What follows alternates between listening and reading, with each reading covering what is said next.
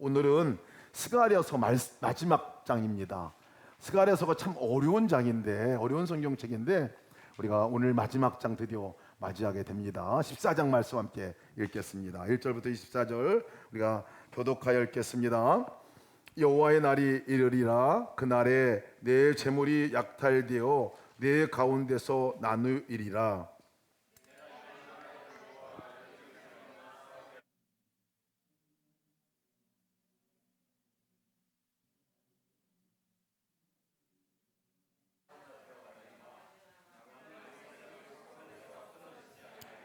그때 여호와께서 나가사 그 이방 나라들을 치시되 이왕의 전쟁의 날에 싸운 것 같이 하시리라.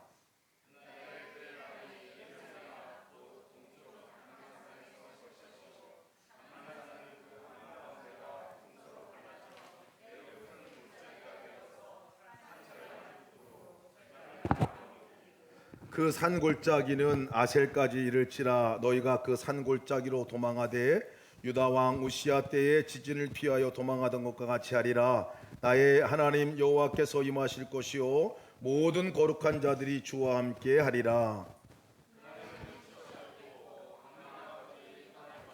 여호와께서 아시는 한 날이 있으리니 낮도 아니요 밤도 아니라 어두워 갈 때에 빛이 있으리로다.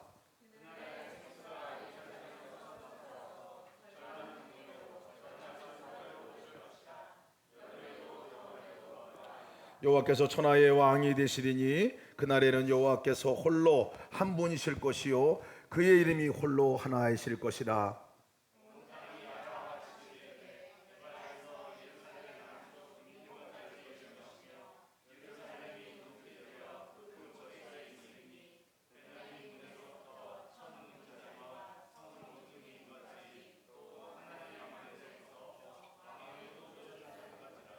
사람이 그 가운데 살며 다시는 저주가 있지 아니하리니 예루살렘이 평안히 서리로다.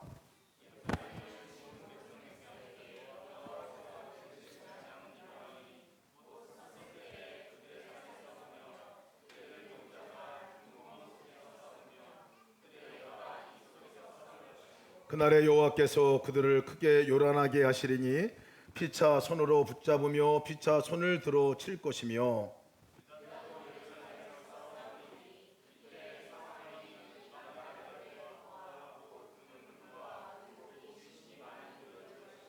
또 말과 노새와 낙타와 나귀와 그 진에 있는 모든 가축에게 미칠 재앙도 그 재앙과 같으리라.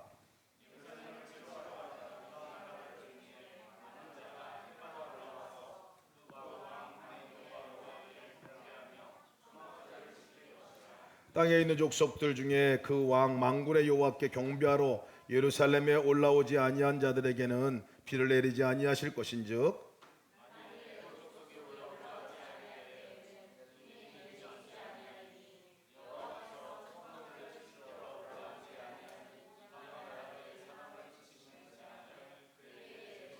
애굽 사람이나 이방 나라 사람이나 초막절을 지키러 올라오지 아니하는 자가 받을 벌이 그러하니라.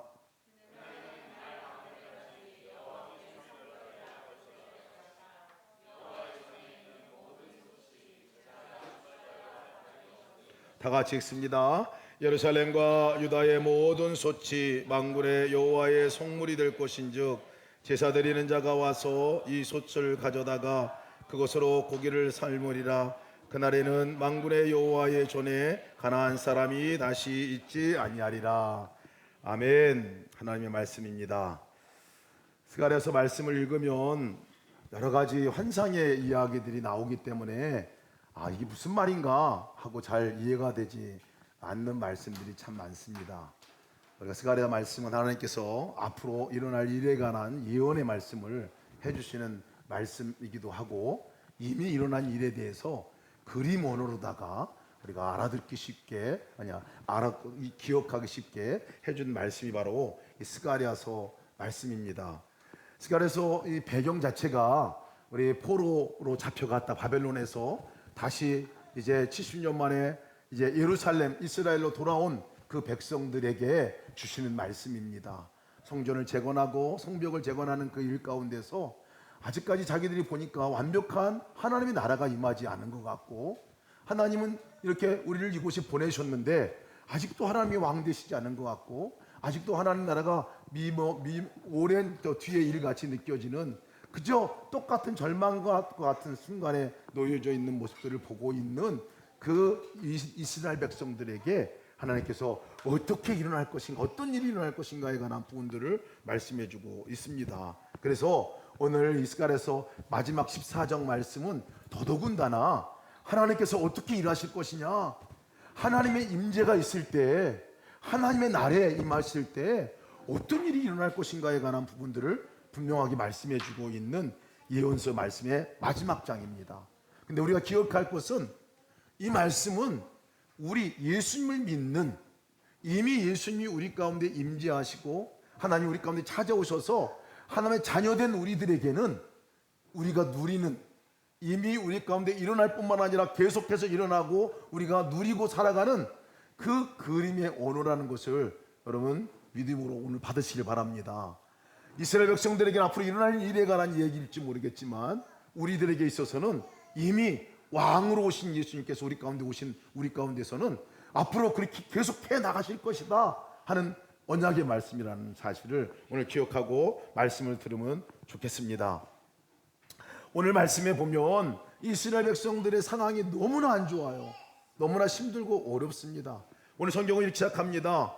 여호와의 날에 이르리라 그랬어요. 날이 이르리라. 여호와의 날, 하나님의 날이 이를 것이다, 올 것이다, 하나님의 때가 임할 것이다 라고 얘기를 합니다. 왜 그러냐면 너무 힘든 거예요. 지금 이스라엘 백성들의 상황이 너무 힘들어요. 하나님이 언제 그 날이 오는 겁니까? 이렇게 좀 부르짖고 있는 이 이스라엘 백성들에게 오늘 그 자세하게 설명을 해주는 게 뭐냐면 내 재물이 약탈되어 가고 가지고 있는 재물도 다 뺏겨간다는 얘기입니다. 성읍도 함락되어서 적군들이 들어와가지고 성읍이 완전히 획파되고 함락되고, 가옥도 약탈되고, 부녀들은 욕을 당하게 되고, 백성들 절반은 잡혀가게 되고, 뭐 이런 상황이면요, 상황 끝난 거예요. 지금 우리가 이란의 전쟁들을 보면서 전쟁이 얼마나 무서운가를 보게 되는데 그냥 초토화 되는 그런 상황이잖아요. 그런 상황 가운데 있는 그 사람들이 절규죠. 어떻게 우리를 지금 이 상태로 내버려 둡니까? 하나님은 도대체 언제 오시는 겁니까? 언제 우리를 구원하시는 겁니까? 라고 그렇게 있는 백성들에게 그때가 하나님의 때라는 것을 얘기해 주고 있어요. 지금 여호와의 날이 이르렀다, 여호와의 날 것이 올 것이다 라고 말씀하고 있습니다. 그런 때에 하나님께서 가만히 계시지 않냐고 하나님께서 개입하시는 날이 이제 올 거라는 거예요. 하나님께서 개입하신다는 거예요. 그때에 3절입니다. 여호와께서 나가사 그 이방 나라들을 치시되 너희들은 싸울 힘이 없고 너희들은 그들을 막을 재간이 없지만 하나님의 날, 하나님이 임재하셔서 하나님이 대신 싸워주실 것이라는 거예요. 그리고 그 적군들을 하나님이 치실 것이다라고 말씀하고 있어요. 여러분 이것이 얼마나 놀라운 위로하심인지 모릅니다. 전쟁에 놓여 있는 사람들에게 있어서는요, 누군가가 싸워줘야 돼요. 스스로가 안 됩니다. 그 무기 앞에서, 그 강함 앞에서 스스로 벗어날 수 없어요. 우리의 삶도 그렇잖아요. 삶을 보면 우리 스스로 도무지 누군가가 싸워줘야 돼. 누군가가 그것을 대신해서 싸워주지 않으면 우리는 그냥 죽는 거예요. 그런 상황에 놓여 있는 우리의 삶이 얼마나 많습니까? 그럴 때 우리가 고백하잖아요. 그렇게 절규하잖아요. 언제입니까 하나님? 하나님께 말씀하신 게 내가 대신 싸워주겠다는 거예요. 내가 도와주고 그들을 칠 것이라고 얘기하고 있습니다. 여러분 우리가 문제를 만나게 되면 여전히 연약한 것을 알면서도 우리 스스로가 막 해결하려고 애쓰고 노력하고 그것이 다인 줄 알아요. 그렇게 해가지고 안 되면 절망합니다. 그러나 우리가 절망하지 않아야 될 이유가 우리는 혼자가 아니라는 거죠. 하나님이 임하시고 함께 하실 때 하나님이 대신 싸워주시고 하나님께서 내가 싸울 것이다 라고 말씀하신다는 거예요. 그러면서 그 이스라엘 사람들에게 보여주시는 장면이 뭐냐면 감람산, 그 밭이 예루살렘 앞에 동쪽 감람산에 서실 곳이요, 감람산은 그 한가운데 동서로 갈라 매우 큰 골짜기가 돼서 산 절반은 북으로 절반은 남으로 옮기고, 이 무슨 말입니까? 하나님 어떻게 일하시는 건가 보여주시는데 그 일하는 장면을 그림으로 보여주신 게, 예언을 보여주신 게, 감람산이 있는데 그 산 때문에 갈 수도 없고 막혀 있는데 그 감람산을 반으로 쪼개가지고 그곳에 길을 내신다는 얘기입니다. 하나님이 하시는 일은 그렇다는 거예요. 하나님께서 우리가 보기에는 도무지 길이 없고 방법이 없고 완전히 막혀 있을 때에 하나님이 싸워주신다는 말은 함께 계실 때 길을 내신다는 거예요. 여러분, 하나님의 임재가 있는 그 자리에는, 하나님이 개입하시는 그 순간에는 그렇게 길을 내시는 역사가 있는 것을 믿으시기를 축복합니다. 오늘 우리가 기도할 때 하나님이 대신 싸우지 역사하셔서 내가 낼 수 없는 길을 내어 주시옵소서. 길을 내어 주십시오. 산을 갈라서 길을 내듯이 나의 삶에 영적인 돌파가 일어나게 하시고 그것을 주님께서 길을 내어 그렇게 해결해 주십시오. 그러면 여러분, 하나님이 있는 자리는 절망의 상황이 절망으로 끝나지 않는다는 거예요. 절망과 실패와 좌절의 자리가 거기로 절대 끝나지 않는다는 거예요.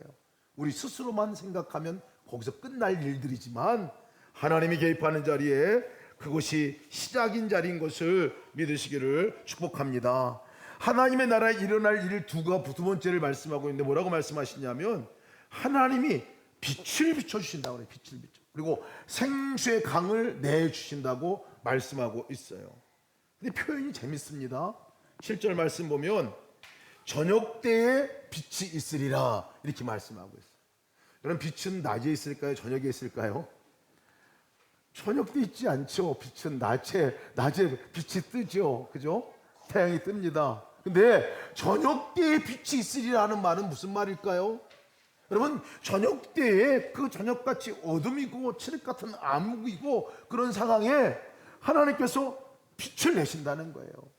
우리 광야에서 이스라엘 백성들에게 낮에는 구름 기둥으로 밤에는 불 기둥으로 인도하신 것 같이 하나님께서 그렇게 인도해 주실 것이라는 말씀을 해주시고 계신 거예요. 우리 하나님 믿는다라는 그 의미는 뭔지 아세요?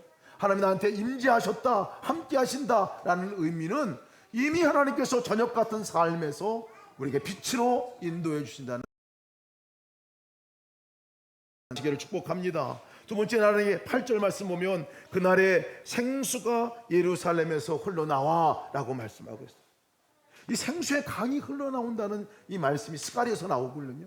근데 여러분, 이 생수의 강이 우리 요번에 지난 새벽기도 마지막 본문이 요한계시록이었고 이제 새벽 기도의 시작의 본문의 말씀이 창세기 말씀이었는데, 요한계시록에도 마지막 날에 생수의 강이 흘러갈 것이다, 생명의 강이 흘러가서 살릴 것이다, 이 말씀으로 끝나요. 창세기 말씀에도 여러분 시작할 때 에덴 동산에서 무엇이 발원하기 시작하냐면요, 생수의 강이 그곳서 에덴 동산의 강이 발원한 네 강으로 흘러가서 다른 곳을 살리는 역사가 나타나게 돼요. 오늘 스가랴에서도 동일한 예언을 하는 거예요. 하나님이 임재하는 자리는 도대체 어떤 자리냐? 하나님이 끝없이 주시는 생수가 우리 가운데 공급되어지고 우리를 살리고 목마름을 해결하고 우리 가운데 갈증을 해소시켜 주시고, 그리고 해소시켜 줄 뿐만 아니라 우리가 다른 사람들에게도 생수의 강이 되어서 흘려보내는 사람들로 만들어 주신다고 얘기하시는 거예요. 여러분, 하나님 믿는 사람이 얼마나 큰 축복입니까? 끝없이 생수를 주신다는 거예요. 언제? 하나님의 임재 가운데 우리가 나갈 때, 하나님과 연합하여 나갈 때 거기서부터 오는 생수의 강이 계속 공급되어지고, 그리고 나는 그냥 사람이 아닌 거예요. 그 다음부터는 생명의 강을 흘려보내는 사람이 되는 거예요. 여러분, 언제 누가 흘려보내는 사람이 되냐면요, 이 흘려보내는 사람이 흘려보내게 됩니다. 흘려보내는 사람이 흘려보내게 돼요. 막아놓는 사람들은 흘러가지 않아요. 내 안에 주님의 사랑이, 은혜가 내 안에 흘러 들어왔을 때 여러분, 그냥 가만 나 혼자 갖고 있으면 끝이에요, 거기서. 근데 흘려보내는 사람은 계속해서 넘치는 생수의 강이 우리 가운데 흘러 들어오고 계속해서 넘치게 됩니다. 하나님의 놀라운 원칙이에요. 오늘 이 본문의 말씀에서 계속 약속하는 말씀은 예수 믿는 우리들에게 약속하는 언약의 말씀으로 받고 오늘 기도했으면 좋겠습니다. 하나님께 주신 복음도 마찬가지죠. 우리가 예수 믿고 구원받는 그 놀라운 구원의 은혜를 누리는 거, 나 혼자 믿고 끝나면요 거기서 끝나요. 근데 나 혼자 믿고 끝나는 것이 아니라 이 복음을 다른 사람에게 전하고 나눌 때에 다른 사람도 살리는 역사가 나타나는 거죠. 내가 하나님께 기도함으로 하나님께 나갔을 때 내가 받는 은혜, 하나님과 함께하는 그 놀라운 은혜가 있으면 거기서 끝나는 게 아니라 다른 사람을 위해서도 기도해주고, 다른 사람을 놓고 함께 기도할 때 여러분, 나를 통해서 하나님의 은혜와 능력이 다른 사람들에게도 흘러가고 나타나게 된다는 것을 믿으시기 축복합니다. 그래서 오늘 기도할 때 여러분 다른 사람을 위해서 기도해 주시기 바라요. 오늘 내 기도도 하지만 오늘 이 온 가운데 우리 아이들을 위해서, 다른 또 육신의 연약함이 있는 우리 성도를 위해서, 또 여러 가지 환경 가운데 어려움 겪고 있는 성도들을 위해서, 믿음의 좌절 가운데 있는 성도를 위해서 기도해 줘 보세요. 그러면 이상하게 그 기도가 더 힘이 있어지게 됩니다. 더 능력이 있어지게 돼요. 그 역사가 우리 가운데 일어나게 됩니다. 오늘 놀라운 일은 뭐냐면요, 이 선포입니다. 그날에 어떤 일이 일어날 것이냐 하는 말씀 가운데서 9절 말씀에 여호와께서 온 땅에 왕이 되시리라 그랬어요. 여호와께서 왕이 되시는 역사가 일어난다는 거예요. 여호와께서 왕이 되신다는 거예요. 왜 이런 얘기를 할까요? 그전에는 왕이 딴 존재가 왕이에요. 강대국의 그 주변 나라, 그 힘있어 보이는 그 나라 사람들이, 이 임금이 또 권력이 왕이었어요. 끌고 가는 통치하는 통치자였어요. 지배하는 지배자였어요. 근데 오늘 이 선포는 무슨 선포냐면, 그날에는 주님이 우리 가운데 임하실 때, 하나님 임했을 때 더 이상 세상의 통치자들, 세상의 왕들이 더 이상 왕이 아니다, 하나님이 왕이 되실 것이다 라는 선언입니다. 여러분, 우리의 삶에 믿는다는 게 뭡니까? 주인이 바뀐다는 걸 말하는 거죠. 하나님 내 안에 오시면 어떤 일이 일어납니까? 왕이 바뀌는 거예요. 왕이. 우리가 오늘 이 자리에 나와서 기도할 때 어떤 마음으로 기도합니까? 내 왕 되신 주님께 내가 기도하는 거예요. 주님이 우리 안에 왕으로 오시게 되고, 이제 더 이상 악이 지배하고 세상이 나를 끌고 가고 나를 통치했던 그 고리가 끊어지고, 이제는 하나님이 이끄시고 하나님이 뜻하신 것들이 나의 삶 가운데 이루어지기 시작하는 것, 이것이 그날에 일어날 일이죠. 예수님이 우리 안에 오셨을 때 일어나는 일입니다. 그래서 우리가 점검해 봐야 합니다. 예수님 믿으면 일어나는 일인데, 아직까지 내가 세상이 왕되어지고 다른 곳이 왕되어지고 나를 통치하고 끌고 가고 있는 모습이 있다면 회개하시기를 축복합니다. 이미 왕이 바뀌었어요. 이미 주님이 나의 주권자입니다. 이미 결정권자가 주님이십니다. 이미 나를 통치할 분이 주님이십니다. 여러분, 하나님께서 통치하는 나라, 그것을 우리는 하나님의 나라라고 말합니다. 우리가 죽어서 갈 그 나라는 천국이라고 말하죠. 왜? 하나님이 그냥 사랑으로 통치하시는 그 나라에 가는 것, 천국이죠. 근데 이 나라, 이 땅 안에서도 누릴 수 있는 그 나라, 하나님의 나라는, 그 천국을 하나님의 나라라고 말합니다. 하나님 나라는 무엇이 통치하는 나라인가요? 하나님이 왕이 되신다는 것은 무엇을 말하는가요? 사랑으로 통치하는 나라죠. 사랑으로 통치하는 나라예요. 내가 이전에는 내 그냥 혈기로 나의 삶을 이끌어가고 혈기가 주인이 돼가지고 내가 주인이 돼서 내 성질대로 살았다면, 하나님이 왕 되신다는 건 뭘 말해요? 주님이 나를 이끌어 가시는 거예요. 내 마음을 이끌어가는 거예요. 혈기가 아니라 사랑으로, 용서로, 분노가 아니라 용서함으로, 포용함으로, 이럴 때 하나님의 나라가 임하게 되지요. 여러분, 하나님이 왕 되시는 삶으로 살아가는 삶이 하나님의 때에 하나님의 사람들의 삶의 방식인 것을 믿으시길 축복합니다. 마지막으로 마지막 전이 하나 또 일어나는 일들이, 이건 놀라운 그림 가운데 하나입니다. 이 그림은 뭐냐면요, 열방이 하나님께 와서 예배하게 된다고 그랬어요. 여러분, 우리는 지금 쉽게 그것을 말할 수 있을지 모르겠어요. 근데 오늘 이 말씀을 듣고 있는 이스라엘 백성들에게 있어서 그 열방은 누구냐면, 자기들을 압제하고 자기들을 하나님부터 멀어지게 만들고 포로로 잡아갔던 사람들이고, 지금도 자기 백성들을 뺏어갔던 사람이고, 억울함을 주게 한 그 사람들이걸요. 하나님을 대적한 사람들이에요. 그 나라들이에요. 근데 오늘 성경에서 놀라운 반전을 얘기하는 것이 뭐냐면, 하나님의 심판이 임하는데 그들을 완전히 멸하는 것도 심판이지만, 어떤 하나님의 역사가 있게 되냐면, 그 전쟁하던 대적하는 그 적군 사람들이, 하나님을 대적했던 사람들이 다시 예루살렘으로 돌아와서 하나님께 예배하는 사람들로 바뀌게 될 것이라는 얘기입니다. 그럼 놀라운 일 아니에요? 놀라운 일입니다. 이 일은 하나님 심판하는 심판의 그것뿐만 아니라 그 대적했던 사람들이, 하나님을 모른다고 말했던 사람들이, 하나님을 믿는 사람들을 대적하고 압박하고 핍박하고 잡아가고 또 포로 삼았던 사람들이 돌아와서 예배를 드리는데, 어떤 예배를 드린다고 말하냐면 초막절의 예배를 드린다. 초막절. 초막절이 뭘 얘기합니까? 이스라엘 백성들에게 있어서 초막절은 예배예요. 예배. 그 광야 땅에서 자기들을 구원해 주시고 그 띠약볕에서 자기들의 삶의 구름기둥으로 인도해 주셨던 하나님, 저녁 때 그 추운 곳에서 불기둥으로 인도하셨던 하나님이 너무나 분명하기 때문에 그 하나님께 찬양하고 예배하며, 우리를 지켜주신 분이 하나님이십니다, 우리를 이끌어주신 분이 하나님이십니다, 그 하나님을 찬양합니다 하고 드렸던 그 절기가 초막절입니다. 초막절. 장막을 쳐놓고 텐트를 쳐놓고 하나님께 감사했는데, 지금 이것을 이스라엘 사람들이 아니라 누가 와서 초막절을 드린다고 하는 거냐면 이방 사람들, 대적했던 사람들, 자기를 넘어뜨리려고 했던 사람들, 도무지 자기를 이해해 주지 않았던 사람들, 핍박했던 사람들이 돌아와서 하나님께 같이 예배를 드린다는 거예요. 여러분, 이것을 우리가 믿음으로 취하고 기도했으면 좋겠어요. 여러분, 이게 어떤 얘기와 같은 거냐면, 우리 안에 정말 믿지 않고, 그렇게 믿음 권면에도 믿지도 않고 너나 잘 믿으라고 할 뿐만 아니라 믿는 우리를 핍박하는 사람들이 있다면, 가족 가운데도 있을 수 있어요, 친구 가운데 있을 수 있어요, 직장 가운데 있을 수 있어요.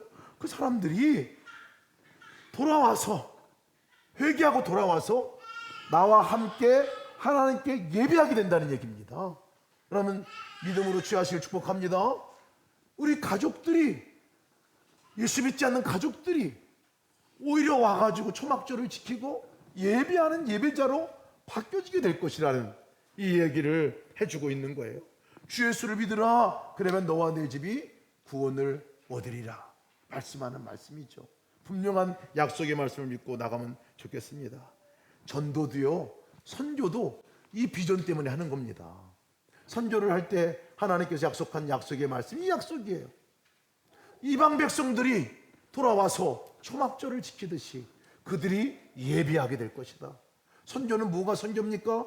예배를 드리지 못했던 사람들이 예배할 수 있도록 돕고 섬기는 일들이 선교예요. 그래서 그 땅의 예배가, 지금 이슬람 지역에 가보면요, 이슬람 지역에는 예수님께, 하나님께 예배하지 않습니다. 예배하지 않아요. 예수님 믿는 사람들을 핍박합니다. 압박합니다.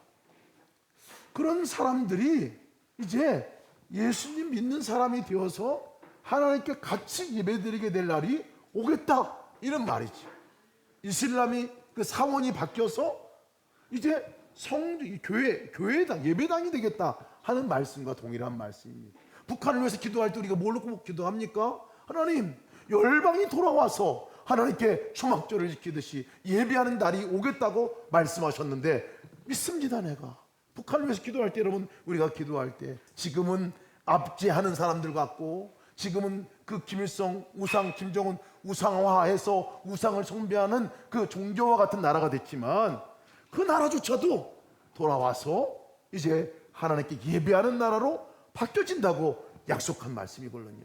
그 언약의 말씀을 믿고 우리가 기도하고 선포하시기를 축복합니다. 끝으로 은혜가 임하는 것, 그날에 일어날 일들이 어떤 일이냐면, 이미 우리 가운데 임재하신 주님과 살아가는 우리 삶 가운데 일어날 일들이 어떤 일이냐면 20절 말씀입니다. 그날에는 말방울에게까지 여호와께 성결이라 기록될 것이라. 여호와의 전에 있는 모든 솥이 제단 앞 주발과 다름이 없을 것이다. 말방울에게까지 여호와께 성결이라고 붙여진다는 거예요. 21절 말씀 보면 예루살렘과 유다의 모든 솥이 만군의 여호와의 성물이 될 것이라. 무슨 말이냐면요, 성전 안에 있는 물품을 성물이라고 그래요. 거룩한 물품이에요. 거룩한 물품, 성별되어 구별된 물품이에요.